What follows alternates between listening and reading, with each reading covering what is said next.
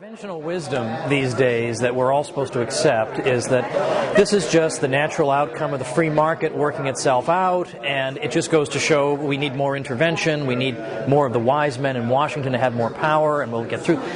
This is being repeated everywhere. I mean, the talking heads on CNBC, I mean, it's just everywhere.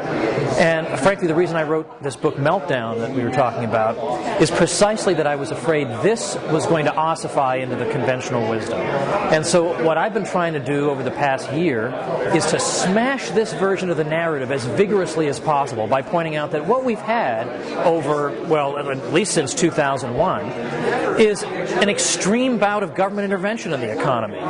First in the form of the Federal Reserve System, keeping interest rates extremely low. Interest rates are not just an arbitrary number you can play with to create prosperity. If it were, then we could have prosperity in Bangladesh tomorrow. I mean, obviously there's something more to it. And what these sorts of false signals, for example, when you tamper with interest rates, what they do is they lead entrepreneurs and consumers and businessmen all to make errors, to cause massive errors. And the major error has been the huge boom in housing that could not be sustained. This is not a naturally occurring market phenomenon. It occurred because there was all this cheap money available, and because you had Fannie and Freddie with indirect government support.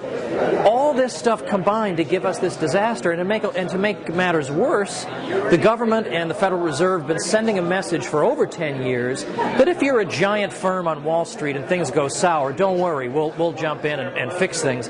You know, what effect do you think that has on risk-taking? And meanwhile, we're told this is the free market that caused this. I mean, you've got to be kidding me. What kind of a numbskull would you have to be to accept this?